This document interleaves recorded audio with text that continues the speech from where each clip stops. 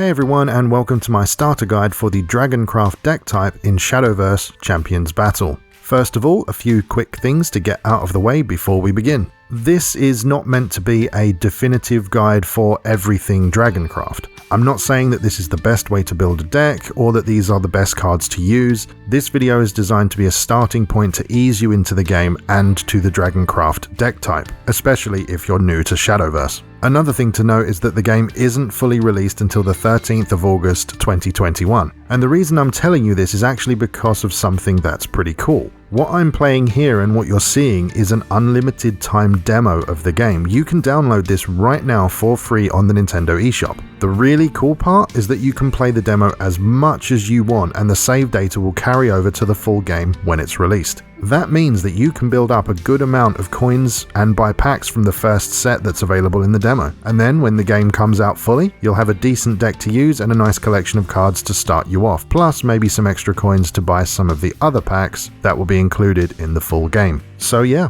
everything you see in this video is all taken from the demo and can be achieved by you right now if you want to try and give yourself a head start for the full game. And of course, lastly, if you enjoy this video and you want to see more like it, please do consider subscribing to the channel. We have a goal right now to reach 1,000 subs, so each and every one of you that subscribes really does make a difference. And if you'd like to support the channel even further, the important links are in the video description as always. So with all of that stuff out the way, let's get into the actual guide. First off, for the people that are completely new to the game, I'll go over the basics of how it all works, but if you already know how to play, please just go ahead and use the chapters feature on YouTube to skip to the next section. As you probably already know, Shadowverse Champions Battle is a card battling game in the same vein as Hearthstone, except with an anime story driving it forward. As I mentioned, it does play very similarly to Hearthstone, but with a few twists. The goal of the game is to use your cards to attack the opposing player and reduce their defense to 0. Cards come in 4 rarities: bronze, silver,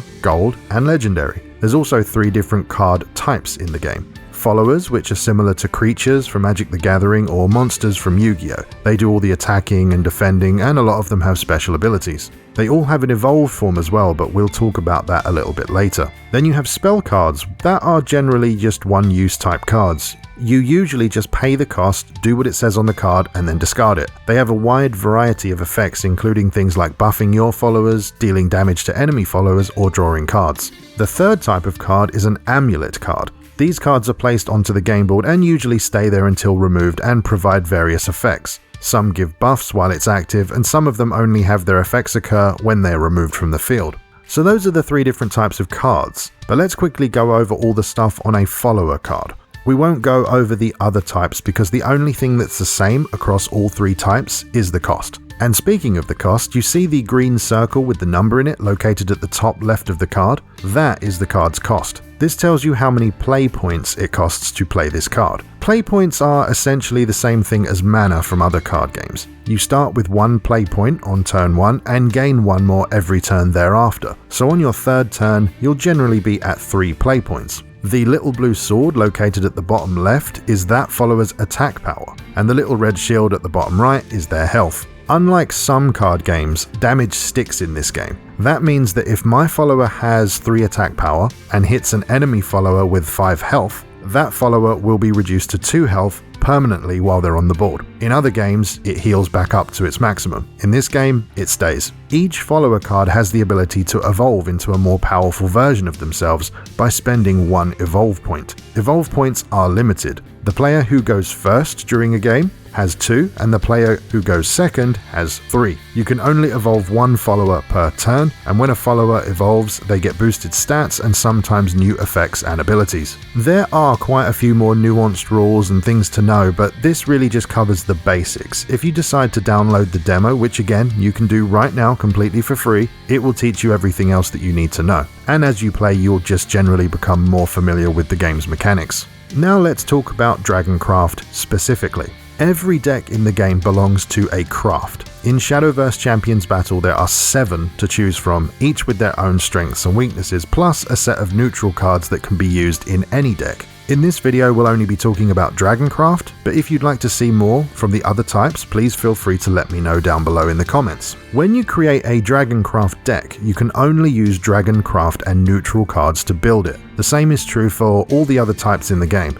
As an example, you can only use Swordcraft and neutral cards in a Swordcraft deck. Each craft has its own unique mechanic. In Dragoncraft, the mechanic is known as Overflow. When using a Dragoncraft deck, you'll notice on the bottom left that there is a little orange rectangular box with a number in it that has chains over it. The number in that box shows you how close you are to gaining Overflow. I think the easiest way to think about Overflow is just to simply remember that you need to reach 7 play points. Once you do, many cards in the Dragoncraft deck gain new abilities and become much more useful. It can seem confusing at first because your goal is to increase your play points to 7 on the gauge on the right, but the number in the box on the left is actually counting down. So to give you an example, if you're at 6 play points on the right hand side gauge, the number on the left with the chains on it will be at 1, showing you that you're 1 away from 7. I know it's a bit weird, but all you really need to do is look at the gauge on the right and get it to 7. So it's not too hard to understand once you've played the game for a little while. There are quite a few cards in Dragoncraft that allow you to increase your play points faster than the usual 1 point per turn standard.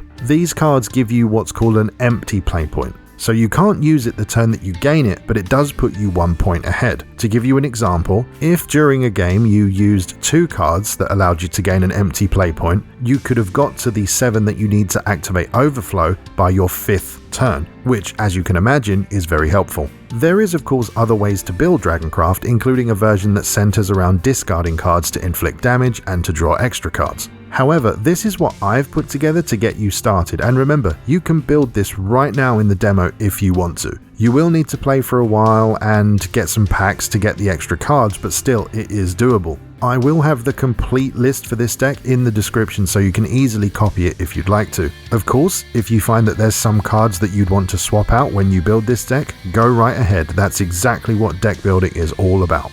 So here we go, this is the deck that I'm currently using in the game, and remember, this is not supposed to be the best deck in the world or anything like that. It's supposed to be a starting point for you guys to build off of if you decide to get this game. So let's go through the deck now. We have 3 copies of Ivory Dragon, 2 Bellringer Angel, 2 Fire Lizard, 3 Dragon Oracle, 2 Firstborn Dragon, 2 Trinity Dragon, 2 Dragon Warrior, 1 Serpent Wrath, 2 Blazing Breath, 2 Dragonrider, 2 Shapeshifting Mage, 2 Shield Angel, 2 Aiela Dragon Knight, 2 Sky Dragon Ethica, 2 Glint Dragon, 2 Disaster Dragon, 1 copy of Cunning Wyvern, 2 Dread Dragon, 1 Orb Dragon, 2 Wyvern Cavalier, and 1 Inferno Dragon. As you can probably tell, there are some things in there that are a little bit rarer to get hold of, but they are all available in the demo, and as I said before, everything you acquire in the demo can be transferred over to the main game when it releases, so it's a good idea to get a head start. Of course, you might look at this deck and see some things you don't like or certain cards that you just want to change, and I think you should do that. I think you should use this as a base and then build off of it. I'm also not going to go into what every single card does and all the different game text and all that, because if you decide to pick up this game, you're going to see it all anyway.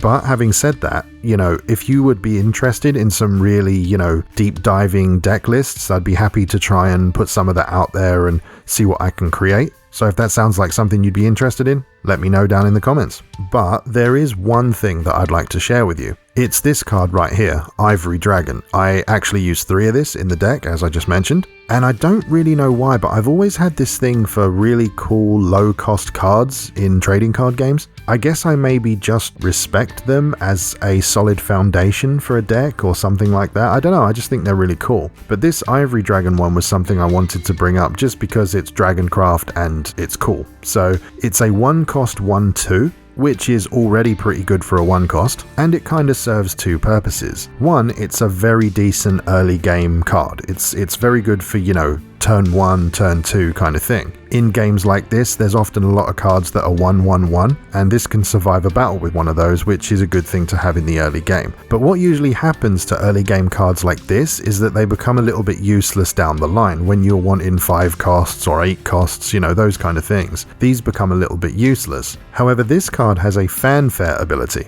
which basically just means it activates when the card hits the field. And what this card does, if Overflow is active, which is something we've already talked about in this video, you get to draw a card when you play it, which again has a bit of a good use later on, because at the end game you'll have a lot of play points to spend, and a lot of the time, let's say you have 8 play points available and you can summon a creature that costs 7, well, you can play the 7, then you can play this 1 and draw a card off of it. So it's just a cool card all round. I really like it, and on top of that, the artwork is brilliant. I don't know, I just love the dragon artwork in this game. It's just so good. And of course, one last thing about the card, you can evolve it into a 3/4, which is a nice thing to be able to do. Plus, when cards evolve, their artwork changes and this card looks even better in its evolved state. It is just all round one of my favorite cards in this game. I'm sure there'll be more cards in the full release of the game, but this is just one of my favorites. If you have a spare moment, be sure to tell me down in the comments what your favorite cards are.